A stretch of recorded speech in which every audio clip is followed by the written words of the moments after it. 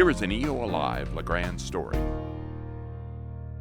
Hey, Eastern Oregon, thank you for joining us. Glad that you're here with us. And today we are talking to Audrey and Taylor from the Union County Warming Station. Is it Union County on the front of that? Okay, yes. The Union County Warming Station, they are on the board, and they've come into the studio to talk to us about the warming station. And hey, thank you guys so much for being here. And for enduring just getting the microphones connected. I say as always, it's always can be the worst part, but thank you guys for doing this. So yeah, the warming station is a big deal right now. I mean, it's like lots of conversation about it. You probably never anticipated that you would get this much attention ever, But let's for those people that don't know, I mean, I've been in LeGrand for over 20 years, but the warming station is fairly new. And so how did it come about? I mean, just give us kind of a brief history about that.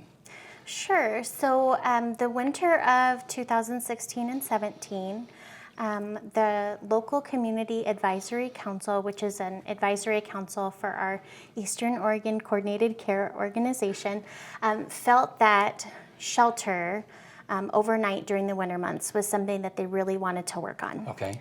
That winter we had a weather-related death of a community member that's lived in LeGrand for a long time. And we also were hearing stories of other weather-related illnesses and injuries. And so the LCAC wanted to dedicate some funding towards the project, and we thought we could use the Union County Public Transit Station to possibly be a shelter site. That did not end up working, both due to size, location, and insurance problems, so we started looking for a location. And we opened our first year in January in the Zion Lutheran Church for the 17-18 year winter. Union County changed their zoning after that season. We were at a church in residential zoning, and we now have to be in general commercial. Okay. And it does require a conditional use approval process. So the next year we were in the house on Willow Street, which is kind of behind Fresh Harvest. Yeah. Local Harvest. Right. And that location worked well for us for a time, but we soon outgrew the location. So we're here again, looking for another location. The one we've identified this time is on 3rd Street, and it seems a little bit bigger for us and well suited to our needs. So we filed for a conditional use permit. We had a meeting of the Planning Commission, and we had lots of people show up for support. And we had some other voices that were concerned about the location of the shelter. And we had an appeal filed on the very last day of the process. And so as a result, we do not anticipate opening until after Christmas. Typically we try to open mid-November because we can all anticipate snow around the middle of November. Okay. Mm-hmm. So before we jump into that, give me an idea of the number of people that you serve how many people do you serve a night? And, and it only goes part of the year. I mean, give me some idea of, because people just don't know, they won't know. Yeah, so we usually go from mid-November to mid-March. Okay. We can file for an additional time if the weather's still really bad in March, which we did last year. Last year we helped 112 different people with over 1,400 one-night stays. Okay. The number of people that we serve will be based on the LeGrand's approval process for the specific location. We don't want to overpack the building to the point where it's not safe. So.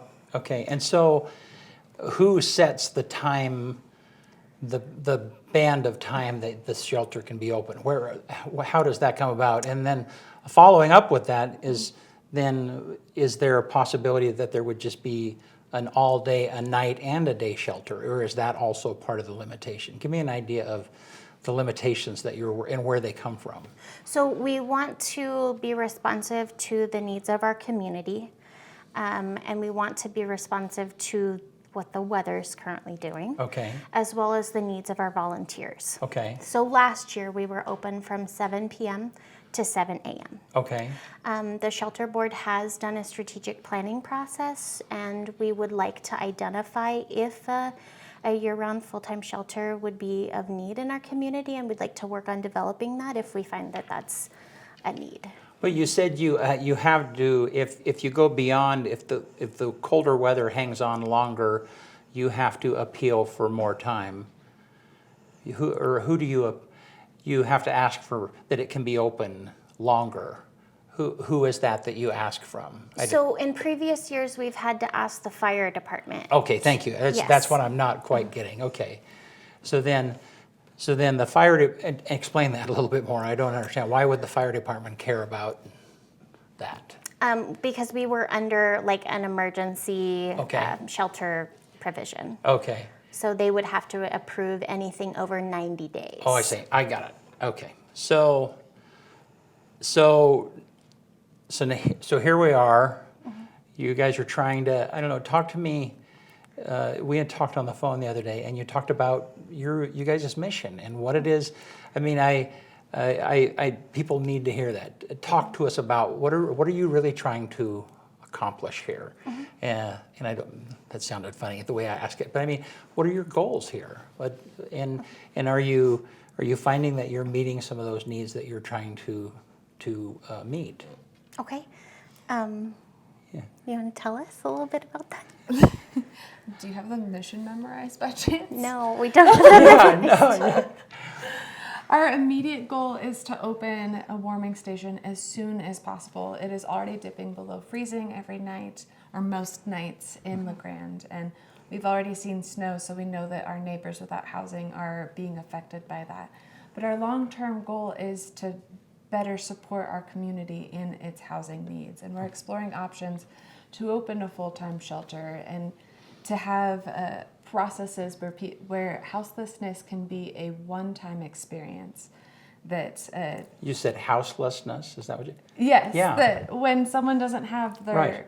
home, some people find their homes on the street and they call that their home. Right. But if you don't have a roof over your head, that's without house and without shelter. Right. So we want that to be a one-time experience, and only in emergency situations where someone has a medical need or a financial concern and they just can't make rent happen. We want to prevent that as much as possible, but if it happens, it should be once, and then we will give them the tools to find a permanent and safe, warm, secure house. Okay. So talk to me about the process. Tell me, you started to talk about the story of, of this, where we are right now. Talk to me a little bit more about it, what the city required of you, and I don't know, tell me a little bit more about that. I feel like you're asking about the notification process. Whatever yeah. So with a conditional use permit for anyone that's building in LeGrand, you have to submit a site plan, and then that information goes towards the Planning Commission. The Planning Commission requires you to notify by mail everyone within 100 feet of the location. And we did that, and we provided records of that to the city. The city doesn't go past that 100 feet because it doesn't want to potentially influence a decision. So we could certainly understand how people were really surprised by suddenly hearing that there was a hearing at the Planning Commission meeting. Did you consider, like on your own, telling the small businesses? I mean, is that something that kind of rolled through the conversation as you guys were developing this? I think that was something that we considered, but the city advised 100 feet by mail. So you were just, they gave you the What we had to do. what you had Yeah. to do, and you were just trying to be compliant and fulfill the needs. So, and so when some of the business owners, the people who filed the appeal, what are you hearing from them? What What do you hear from them as far as why they did that? And does that make sense to you? I don't know. I was at the Planning Commission, and it was beautiful to see how many people showed up. And we went for 3 hours, and probably 2.5 of those hours were supporters and personal, heartfelt stories about how the warming station has touched their lives. And then about half an hour was talking about logistics, and then the people who later then did file the appeal were talking about their fears. And one of their fears was that having a warming station near downtown would affect their business. And they cited having found human feces in their alley. Personally, that hurt. That felt weird to me, and it made my stomach turn a little that, one, someone had to find human feces, but also that it feels like we're offering a solution to that we offer a spot for people to lay their head so that they don't have to sleep on people's doorsteps during the winter, and a place to go to the restroom so that they don't have to use the alleyway to use the restroom.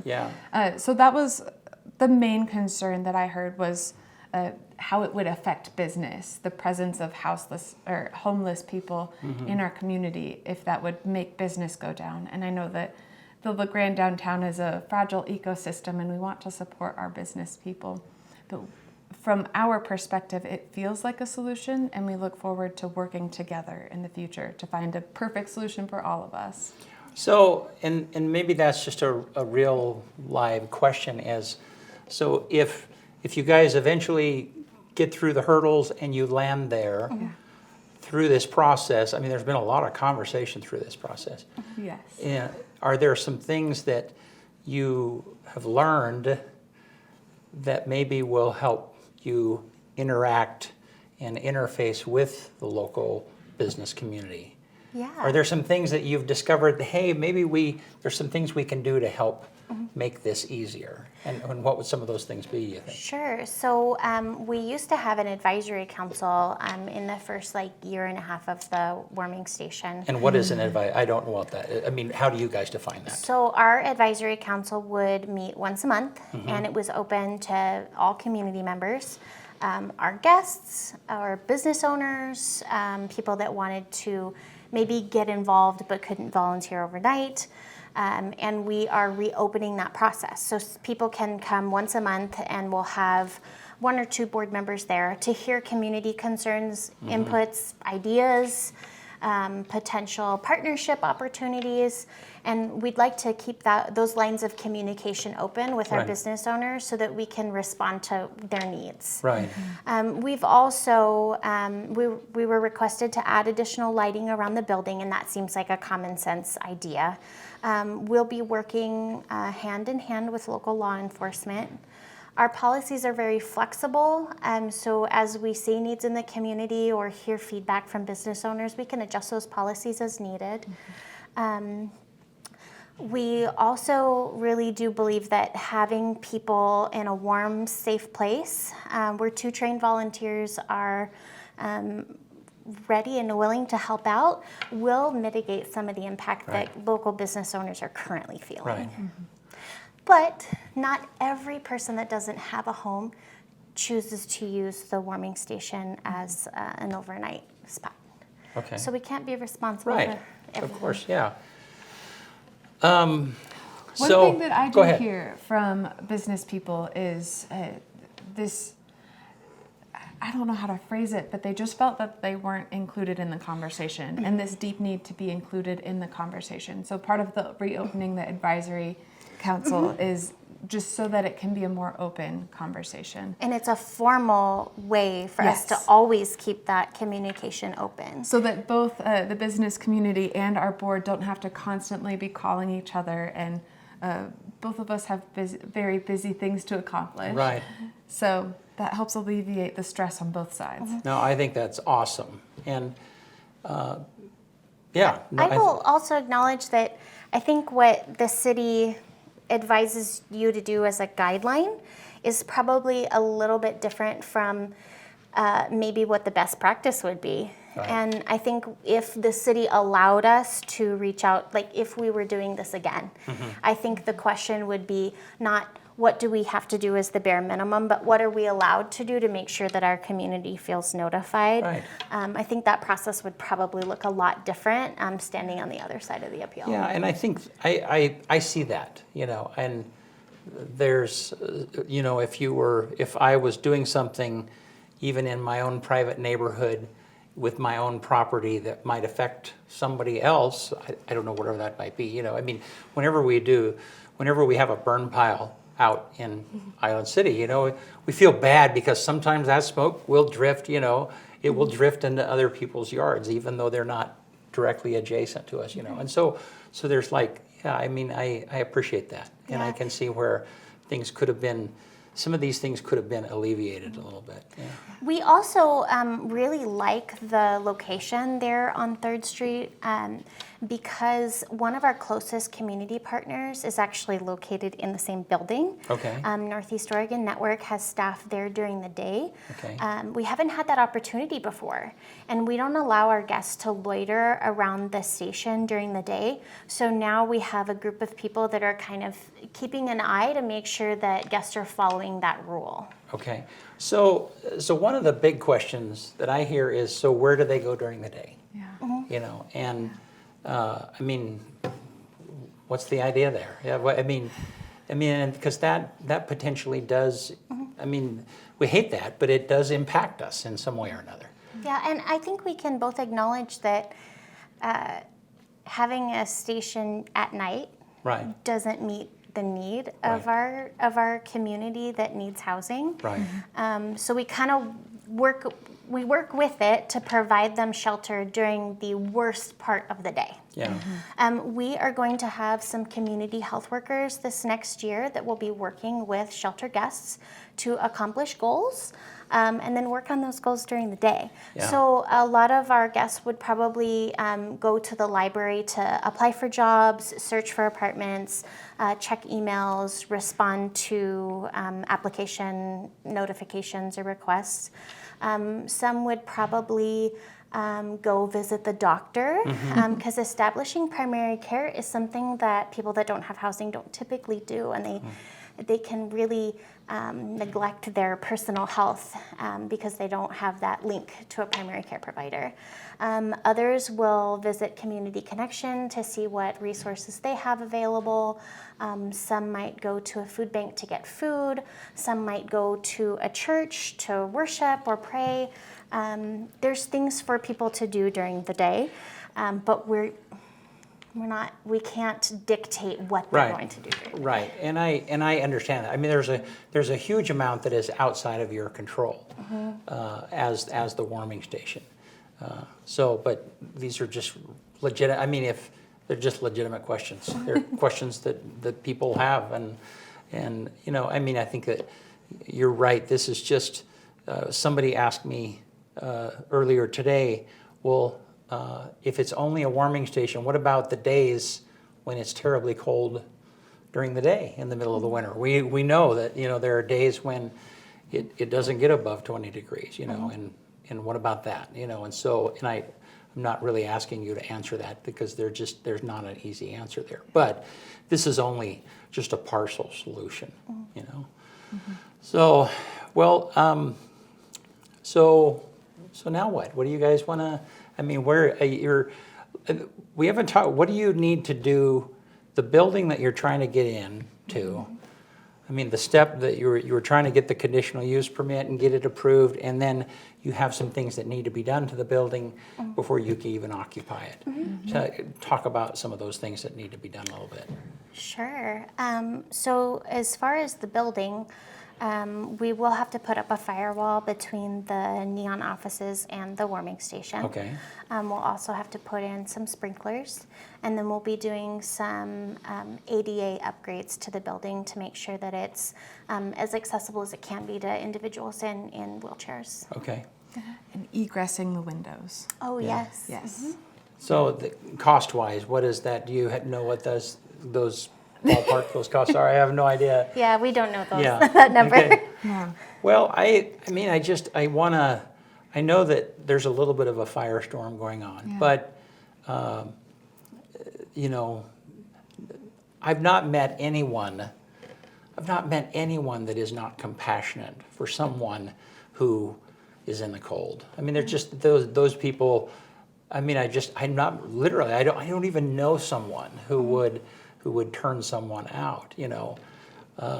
And it's easy for people to not understand business. I mean, I'm in business, and it is fragile. I just finally got the checks yesterday in the mail to pay payroll tomorrow, you know. And so when we talk about hand to mouth throwing things with business, those are real life issues for people. And so they're fearful. They are fearful, you know. And so those are real life issues that business owners feel, but it's not because they're not compassionate. It's not because they don't love people, you know. So I mean, I hope that things can work out, and I hope that we can find. And I mentioned this recently, and that is that this is such a great cause that if you guys can find, in my opinion, if you can find the combination of being open and having the advisory council and having people be able to invest their time and their energies and their perspective into this, I think that financially you guys will be greatly blessed. I just really believe that, because this community is incredibly compassionate. I think we all believe that people should have a warm place to go at night, Right, with how absolutely. cold it is in LeGrand in the winter. And we know that people can be their best selves when they have a warm place to stay every night throughout those winter months. And our community members that don't have housing, they do go and participate in the community once they get housing. Yeah. And we can move those community members from crisis to hope. And that's what we're here to do, and that's what we hope to do in partnership with our local community and business owners. Yeah, and that's the bigger vision. I mean, do you guys feel like you've been able to do that in the past, where you've had people that temporarily stayed in the warming shelter and then they were able to get on their feet and move on? Absolutely. We had multiple people come to the Find meeting. housing last year. Yeah. Awesome. Well, hey, thank you. Is there anything that we missed? How can people be involved, Yes. Taylor? I am very excited about the community advisory committee. Is that the right term? Advisory council? Sure. Yes, Yeah. advisory council. And those dates and times and locations will be posted very soon on our website and on our Facebook. So we encourage people to like our Facebook page and to follow along and to engage in the conversation in ways that maybe they haven't in the past. We are also having a sticker fundraiser coming up very soon. A what fun? A sticker? sticker? A sticker fundraiser. All right. So we'll be selling little stickers that just say, I support the Union County warming station. And they'll be $5, and that will be one way that we'll raise funds to be able to provide more resources to our community. Am I missing anything? People can write letters in support to the City Council. They're due by November 15th. Okay. So it's coming up quick.